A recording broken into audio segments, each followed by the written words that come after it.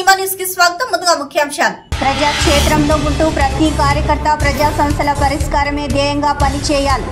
CPM కేంద్ర కమిటీ సభ్యులు ఎంఏ గఫూర్.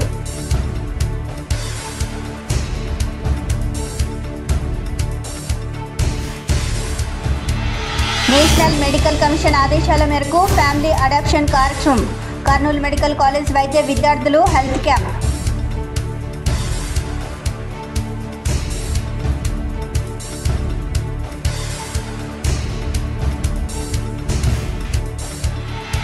భక్తి శ్రద్ధలతో కర్నూలు నగరంలో గురు పౌర్ణమి వేడుకలు.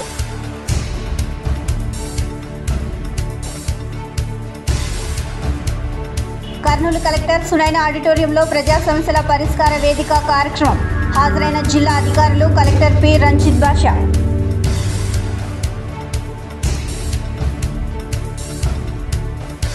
వార్తల్లోని వివరాలకు వెళ్తే కర్నూలు కలెక్టర్ కార్యాలయంలోని సునైన ఆడిటోరియంలో ప్రజా సమస్యల పరిష్కార వేదిక కార్యక్రమంలో ప్రజల నుంచి కర్నూలు జిల్లా కలెక్టర్ పి రంజిత్ బాషా ప్రజల నుంచి వినతులను స్వీకరించారు. కార్యక్రమంలో కర్నూలు జిల్లా కలెక్టర్ పి రంజిత్ బాషా, జాయింట్ కలెక్టర్ నారపరెడ్డి మౌర్య, జిల్లా అధికారులు పాల్గొన్నారు. ఫ్యామిలీ అడాప్షన్ కార్యక్రమం కింద ఉచిత medical camp. National medical commission ఆదేశాల మేరకు ఫ్యామిలీ అడాప్షన్ కార్యక్రమంలో భాగంగా కర్నూలు మెడికల్ కాలేజ్ వైద్య విద్యార్థులు హెల్త్ క్యాంప్ నిర్వహించడం జరిగింది. ఆదివారం నగరంలోని స్థానిక బుధవారపేటలో 14వ వార్డు నందు 2022 బ్యాచ్ సెకండ్ ఇయర్ వైద్య విద్యార్థులు స్థానిక అంగన్వాడీ సెంటర్ నందు ఈ క్యాంపు నిర్వహించడం జరిగింది. ఈ మెడికల్ క్యాంప్ ను ప్రొఫెసర్ మరియు HOD doctor Sudhakumari, professor doctor Cynthia సుభద్రలు రిబ్బన్ కట్ చేసి ప్రారంభించడం జరిగింది.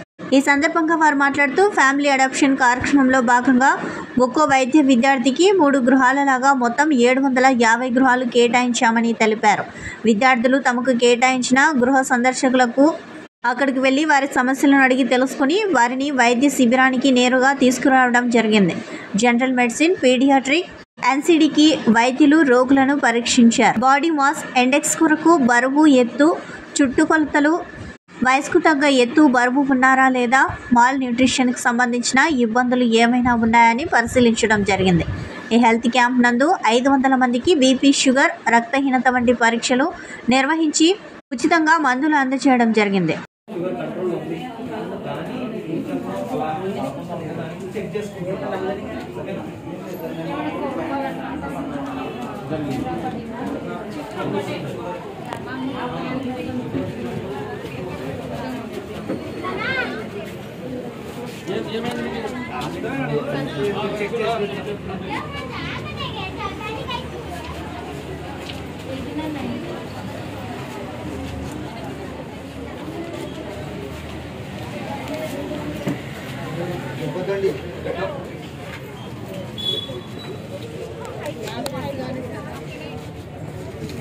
గురు పౌర్ణమి వేడుకలు కర్నూలు జిల్లాలో భక్తి శ్రద్ధలతో జరుపుకున్నారు. కర్నూలు నగరంలోని సూర్య దేవాలయంలో గురు పౌర్ణమి పర్వదినాన్ని పురస్కరించుకుని సూర్య దేవాలయంలో ప్రత్యేక పూజలతో పాటు సత్యనారాయణ స్వామి వ్రతం చేశారు. ఈ కార్యక్రమంలో భక్తులు పెద్ద సంఖ్యలో పాల్గొన్నారు. పూజా కార్యక్రమం అనంతరం భక్తులకు అన్నదాన కార్యక్రమం నిర్వహించారు.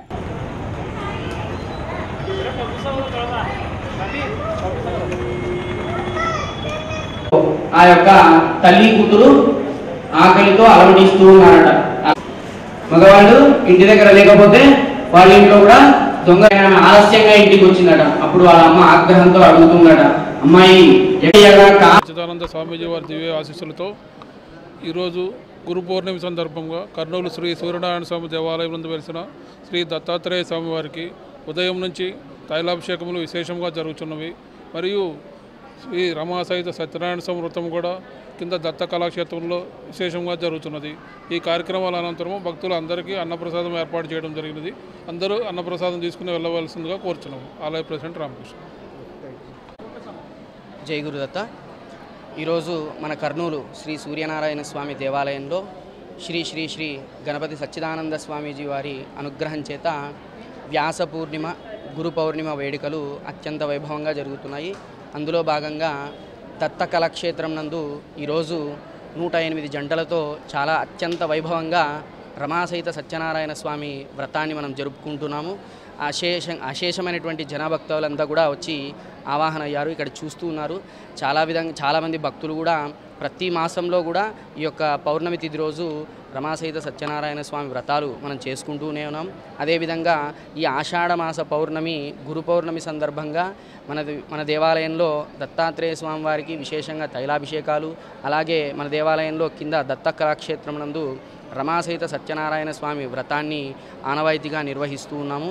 ఇలా చేసుకోవడం ఏటేటా జరిగేటువంటి కార్యక్రమాలే అయినప్పటికీ కూడా ఈ సంవత్సరం అధిక సంఖ్యలో భక్తులు పాల్గొని అన్నదాన ప్రసాదం కూడా స్వీకరించి ఇక్కడ నుంచి భక్తులు క్షేమంగా ఇల్లు చేరుకున్నారు. జై గురుదత్త, శ్రీ గురుదత్త. శ్రీ వైష్ణవ్ అశోక్ కుమారాచార్యులు, కర్నూలు, సూర్యదేవాలయం. తెలంగాణ ఐఏఎస్ అధికారి స్మిత అగర్వాల్ ఎక్సోలో విభిన్న ప్రతిభావంతులు ఐఏఎస్, ఐపీఎస్, ఐఎఫ్సీకి అర్హులు కాదని పోస్టు చేయడం జరిగింది. ఒకసారి వారు ఆలోచించాల్సిన బాధ్యత ఉందని. హరిన్ కిల్లర్ ప్రపంచానికి అందులకు విద్యను అందించిన వ్యక్తి. ఏ స్థాయి వ్యక్తో అలాగే స్టీఫెన్ హాకింగ్ వీల్ చైర్ కు పరిమితమైన ప్రపంచ మేధావులను ప్రసిద్ధి చెందినటువంటి ఆ వ్యక్తి చరిత్ర లేని పక్షంలో తెలుగు రాష్ట్రాల్లో విభిన్న ప్రతిభావంతులు వారి ఇంటిని ముట్టడించడానికి వెనుకాడమని ఈ సందర్భంగా వారు హెచ్చరించారు. ఈ కార్యక్రమంలో తెలుగుదేశం పార్టీ విభిన్న ప్రతిభావంతుల విభాగం జిల్లా అధ్యక్షులు కుమారి మద్దిలెట్టి, జిల్లా ప్రధాన కార్యదర్శి మగ్గుల భాష, విభిన్న ప్రతిభావంతుల యువజన సంఘం అధ్యక్షులు రామాంజనేయులు, తెలుగుదేశం పార్టీ నగర కమిటీ ఉపాధ్యక్షులు భగవంతుడు, నగర కమిటీ సభ్యులు వెంకటేశ్వర్లు, విహెచ్పిఎస్ జిల్లా ఉపాధ్యక్షులు అభిలాష్, సోషల్ మీడియా జిల్లా నాయకులు భాస్కర్, పూర్వ నాయకులు తూర్పాటి మనోహర్, విభిన్న ప్రతిభావంతుల ఉద్యోగుల సంఘం జిల్లా అధ్యక్షులు కె కృష్ణ, రాజనమ్మ, మాధవిని మొదలగు వారు పాల్గొన్నారు.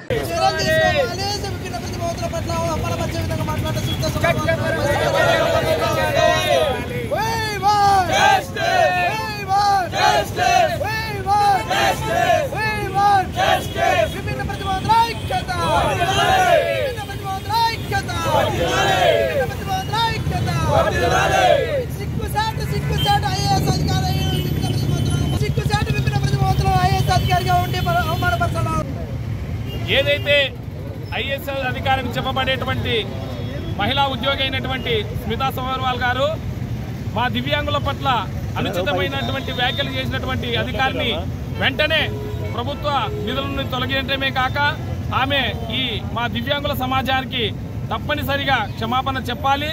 లేని పక్షంలో ఈ రాష్ట్రంలో ఉన్నటువంటి కాదు ఈ దేశంలో ఉన్నటువంటి వికలాంగులం అందరం చైతన్యపరిచి ఆమెని గద్దెదించే వరకు పోరాటాలు చేస్తాము. అదేవిధంగా ఏ అధికారి అయినా కానీ ఎవరైనా కానీ మా దివ్యాంగుల పట్ల అనుచిత వ్యాఖ్యలు చేస్తే తప్పకుండా ఇక్కడ కర్నూలులోనే కాదు ఈ రాష్ట్ర వ్యాప్తం కాదు ఈ తెలుగు రాష్ట్రాలలో కూడా మేమందరం ఒకటై తప్పనిసరిగా ఈ అధికారులకు బుద్ధి చెప్తామని కోరుకుంటూ, అదేవిధంగా ఇప్పుడు ఏదైతే మా వికలాంగుల పట్ల దివ్యాంగుల పట్ల అనుచిత వ్యాఖ్యలు చేశారో ఆమెని వెంటనే తెలంగాణ ప్రభుత్వం ఆమె విధుల నుంచి తొలగించి మాకు తప్పనిసరిగా క్షమాపణ చెప్పాలని కోరుకుంటున్నాము. ఈ అవకాశం ఇచ్చినటువంటి పెద్దలందరికీ ధన్యవాదాలు తెలుపుతున్నాను. నా పేరు రామాంజనేయులు, విభిన్న ప్రతిభావంతుల యువసేన అసోసియేషన్. విభిన్న ప్రతిభావంతులను అవమానపరిచే విధంగా పోస్ట్ పెట్టడం చాలా దారుణమైనటువంటి విషయం. నిజంగా వారిని ఒకటే ప్రశ్నిస్తూ ఉన్నాం, వారిని ఒకటే అడుగుతూ ఉన్నాం. ఈ ప్రపంచానికి చూపు లేని వాళ్ళకు విద్యను అందించినటువంటి వ్యక్తి ఎవరు? హెలెన్ కిల్లర్, ఆమెకి 2 కళ్ళు లేవు. అలాగే స్టీఫెన్ హాకింగ్, ఆయన ఎవరు? వీల్ చైర్ పరిమితమైనటువంటి వ్యక్తి. ప్రపంచానికి ఎంతో మేధస్సును అందించినటువంటి మహోన్నత వ్యక్తి స్టీఫెన్ హాకింగ్. ఈరోజు మీరు అనుకుంటున్నట్టుగా విభిన్న ప్రతిభావంత లోపాలు ఉండొచ్చినా కానీ శారీరక లోపం ఏమాత్రం కూడా ఉన్నటువంటి విషయాన్ని మీరు గ్రహించాలని చెప్పేసి ఈ సందర్భంగా తెలియజేస్తా ఉన్నాను. కాబట్టి మీరు తక్షణమే మీరు ఏదైతే ఎక్స్లో పెట్టినటువంటి పోస్టర్ ఏదైతే ఉందో తక్షణమే దాన్ని రద్దు చేసుకోవాలి. మీరు చేసినటువంటి వ్యాఖ్యలను విత్డ్రా చేసుకోవాలని చెప్పేసి తెలుగుదేశం పార్టీ విభిన్న ప్రతిభావంతుల విభాగం రాష్ట్ర ప్రధాన కార్యదర్శిగా డిమాండ్ చేస్తా ఉన్నాం. ప్రతి సిపిఎం కార్యకర్త ప్రజాక్షేత్రంలో ఉంటూ ప్రజల్లో మమేకమై పనిచేయాలని, ప్రజా సమస్యల పరిష్కారమే మన ధ్యేయం కావాలని సిపిఎం కేంద్ర కమిటీ సభ్యులు ఎంఏ గఫూర్ పిలుపునిచ్చారు. కర్నూలు నగరంలోని స్థానిక కొత్త బస్టాండ్ వద్దనున్న కార్మిక కర్షక భవనంలో సిపిఎం జిల్లా ప్లీనరీ సమావేశం సిపిఎం జిల్లా కార్యవర్గ సభ్యులు పి రాముడు, బి రామాంజనేయులు, పిఎస్ రాధాకృష్ణ, జిల్లా నాయకులు ఎన్ అలివేలమ్మ అధ్యక్షతన సమావేశం నిర్వహించారు. సమావేశాన్ని ఉద్దేశించి సిపిఎం కేంద్ర కమిటీ సభ్యులు ఎంఏ గఫూర్, రాష్ట్ర కార్యదర్శి వర్గ సభ్యులు కె ప్రభాకర్ రెడ్డి, జిల్లా కార్యదర్శి డి గౌస్దేశే మాట్లాడారు.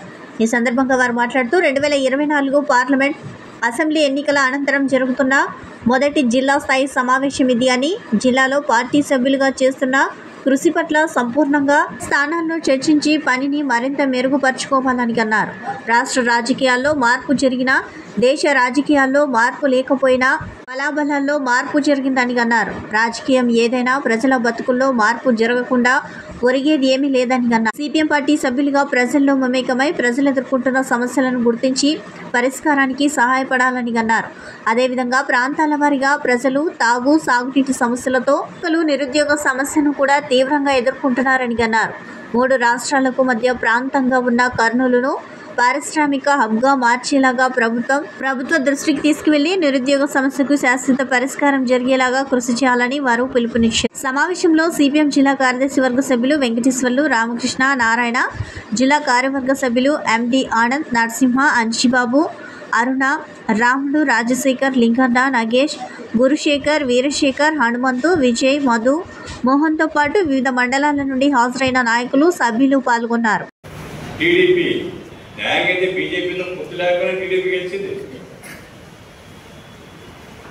కానీ బీజేపీతో పోరాడడానికి చంద్రబాబు నాయుడు దమ్ము ధైర్యం లేదు.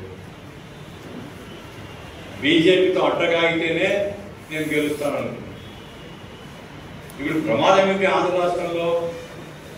రాష్ట్ర ప్రమాదం పోయిన 5 సంవత్సరాలు అదే ఉంది, ఇప్పుడు ఈ 5 సంవత్సరాలు కూడా అదే ఉండబోతుంది. ఏమిటి అంటే 25 పార్లమెంట్ సీట్లు ఉంటే 25 పార్లమెంట్ సీట్లు బీజేపీకి అనుకో. ఒకప్పుడు బీజేపీ సొంతంగా ఇంక గెలవలేకపోయింది, ఇప్పుడు బీజేపీ 4 ఎన్నో గెలిచారు. 3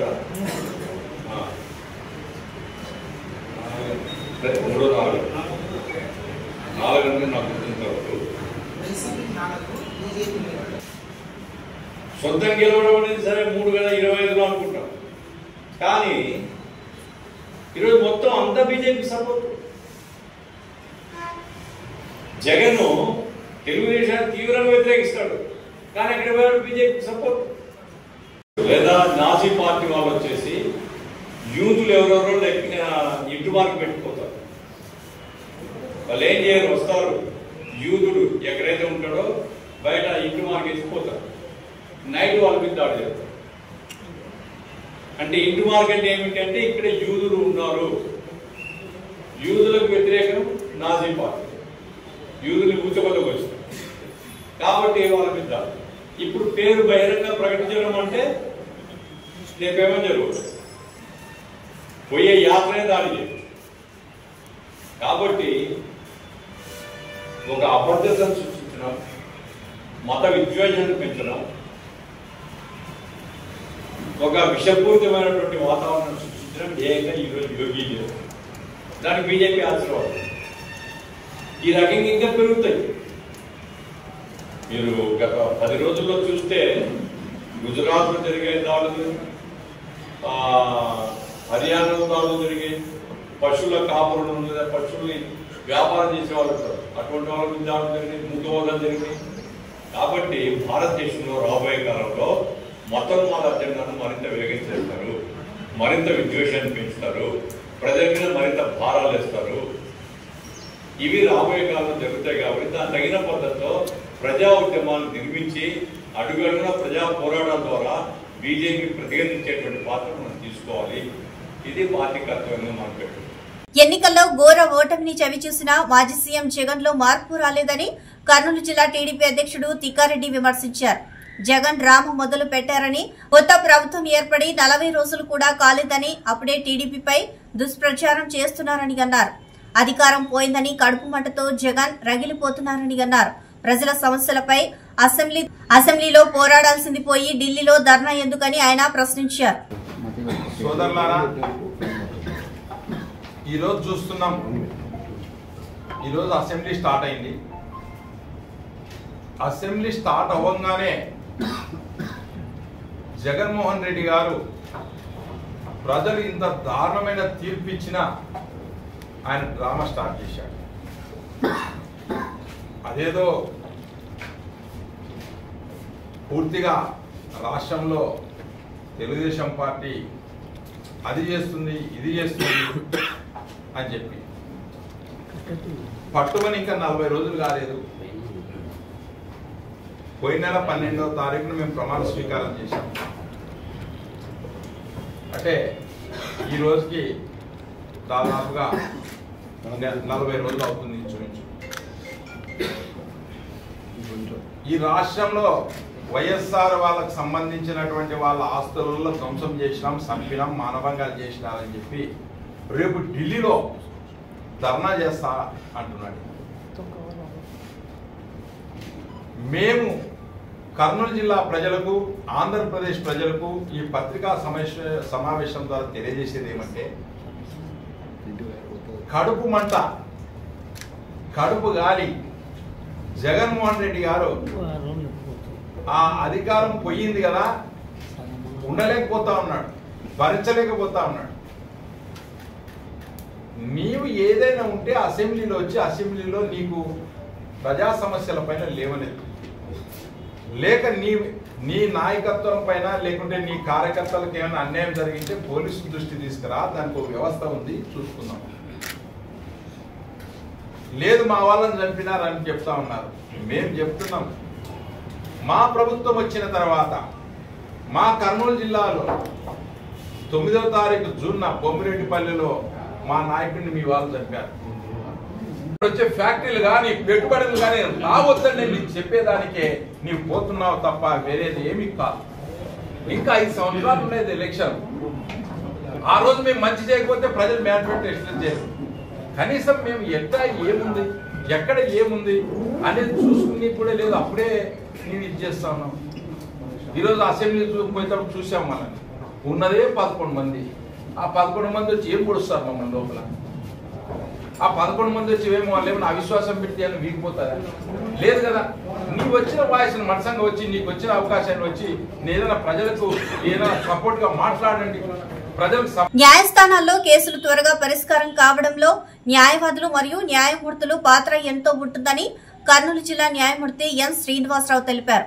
కర్నూలు జిల్లా కోర్టు ఆవరణలో న్యాయ సేవాదన్ కార్యక్రమంలో mediation and cancellation project committee New Delhi ఆధ్వర్యంలో న్యాయవాదులకు మీడియేషన్ పై శిక్షణ తరగతులు నిర్వహించారు. ఈ కార్యక్రమాన్ని జిల్లా న్యాయమూర్తి శ్రీనివాసరావు, న్యాయ సేవాధికారి సంస్థ కార్యదర్శి లీలా వెంకట శేషాద్రి ప్రారంభించారు.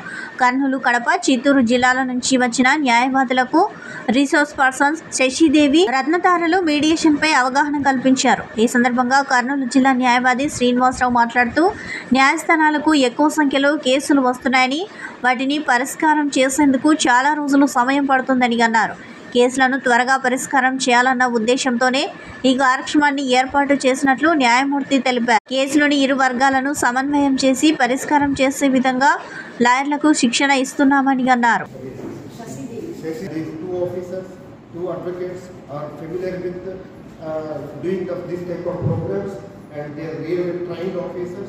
and they are going to the not so actively participate in the mediators and will become trained for allotting cases. కొత్తగా అన్ని కోర్టుల నుంచి కూడా మీడియేషన్ కేసెస్ రెఫర్ చేయబడుతుంది regulation. So advocate only trained mediators మాత్రమే కేసెస్ అలాట్ చేయబడుతుంది. So ఈ అవకాశాన్ని చాలా విషయాలు ఈ దగ్గర మేము నేర్చుకున్నాం. Different people. నా పేరు శ్రీనివాసరావు. నేను principal district judge and session జడ్జిగా కర్నూలులో పనిచేస్తున్నాను.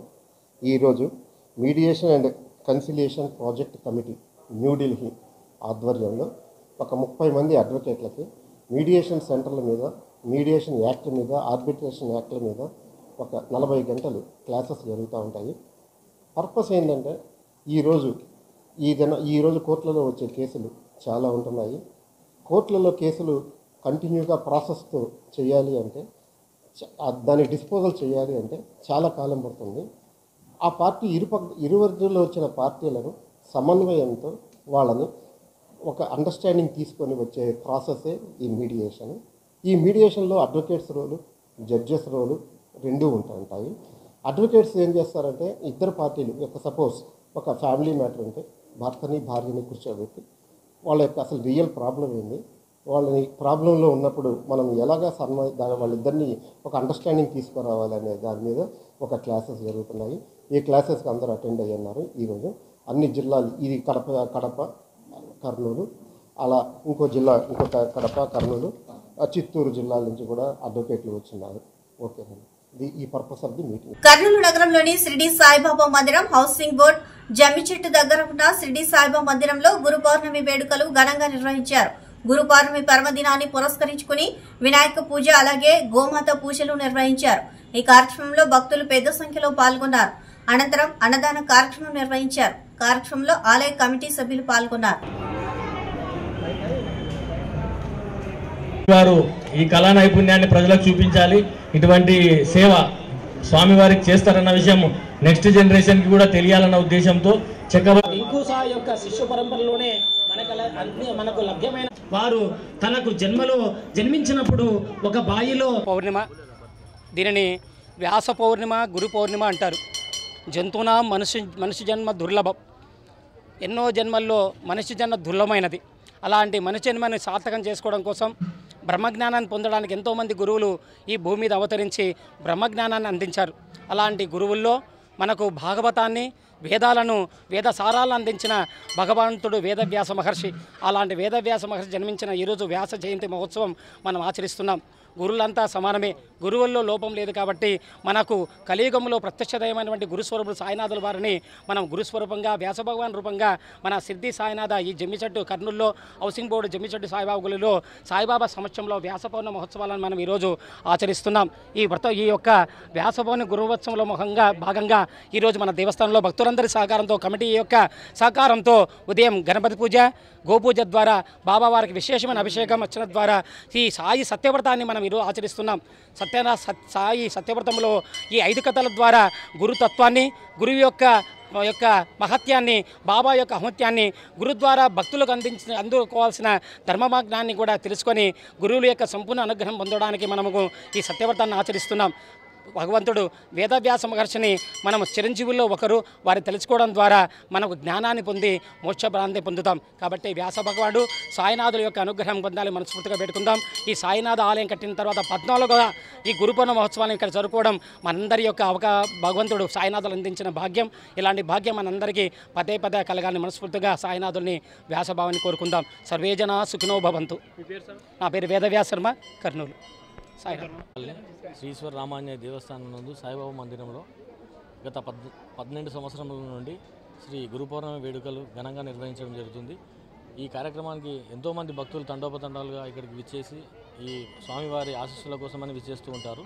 అదేవిధంగా ఈ కార్యక్రమాన్ని ఇంత జయప్రదంగా జరుపుకున్నట్టుకు సహకరిస్తున్నటువంటి భక్తాదులందరూ కూడా ప్రత్యేకంగా ధన్యవాదాలు తెలియజేసుకుంటున్నాము. ఆలయ కమిటీ తరఫున గురు పౌర్ణమి గురువు ఒక ప్రాధాన్యత ఉంటుంది. ఆ గురు అంశంలో ఉన్నటువంటి వారే సాయిబాబా వారు కూడా. కాబట్టి కారులో అక్రమంగా తరలిస్తున్న కర్ణాటక మద్యాన్ని కర్నూలు జిల్లా కోడుమూరు సెబ్ అధికారులు పట్టుకున్నారు. కోడుమూరులో వాహనాలను తనిఖీ చేస్తున్న సెబ్ అధికారులు కర్నూలు నుంచి కోడుమూరుకి వస్తున్న కారులో 27 బాక్సులు టెట్రా ప్యాకెట్లు కర్ణాటక మద్యం ఉన్నట్లు గుర్తించారు. ఈ ఘటనపై కారులో ఉన్న కర్ణాటక రాష్ట్రానికి చెందిన ఇంతియాజ్, జిందావలి, కర్నూలు జిల్లాకు చెందిన తలారి నరసయ్యలను అరెస్టు చేసి మద్యాన్ని కారును స్వాధీనం చేసుకున్నారు. ఈరోజు రాజశ్రీ కర్నూలు జిల్లా superintendent of police Bindu Madhav sir IPS గారి ఆదేశాల మేరకు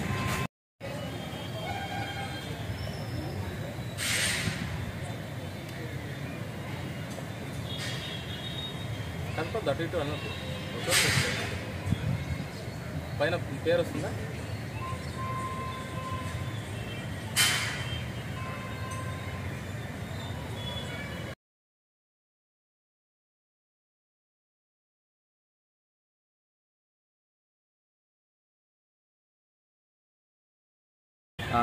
special enforcement bureau enforcement superintendent అయినటువంటి రవికుమార్ సార్ ఆదేశాల మేరకు నేను, మా టీము, అలాగే ఇంటెలిజెన్స్ కర్నూలు వాళ్ళ టీము అందరం కలిసి నాకాబందీ నిర్వహిస్తుంటే కర్నూలు నుంచి కోడుమూరు వచ్చే దారిలో ఒక కారును అనుమానాస్పదంగా గుర్తించడం జరిగింది. ఆ కారులో దాదాపు మొత్తం 27 కర్ణాటక బాక్సులు గుర్తించినాము. కర్ణాటక బాక్సులు 27 వాటి మొత్తం టెట్రా ప్యాకెట్ 2592 టెట్రా ప్యాకెట్లు. వీటిని రవాణా చేస్తున్నటువంటి కర్ణాటక రాష్ట్రం రాయచూరు చెందినటువంటి ఇంతియాజ్, జిందావలి అనేటువంటి 2 వ్యక్తులను, అలాగే అదే కారులో ఉన్నటువంటి తలారి నర్సయ్య, అరేకల్, ఆదోని మండలం అరేకల్ గ్రామం చెందిన నర్సయ్యను కూడా ఈరోజు మనం పట్టుకోవడం జరిగింది. అలాగే ఈ ప్రాపర్టీ కర్నూలు జిల్లా పెద్దకడుపూరు మండలం ఉన్నటువంటి కంబదహాల్ గ్రామానికి చెందినటువంటి పెద్ద నాగేంద్ర అనే వ్యక్తి పేరు మీద కూడా ఈ కేసు నమోదు చేయడం జరిగింది. ఈ కారుతో మొత్తం పాస్ పెట్టేసి. వార్తలు ముగించే ముందు ముఖ్యాంశాలు మరోసారి. ప్రజాక్షేత్రంలో ఉంటూ ప్రతి కార్యకర్త ప్రజా సమస్యల పరిష్కారమే ధ్యేయంగా పనిచేయాలి. సిపిఎం కేంద్ర కమిటీ సభ్యులు ఎంఏ గఫూర్.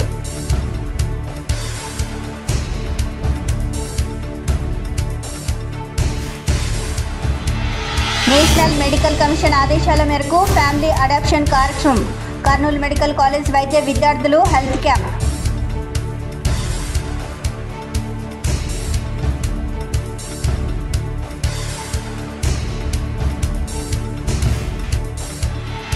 భక్తి శ్రద్ధలతో కర్నూలు నగరంలో గురు పౌర్ణమి వేడుకలు.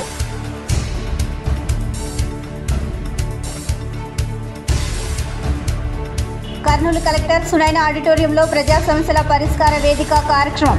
హాజరైన జిల్లా అధికారులు కలెక్టర్ పి రంజిత్ బాషా.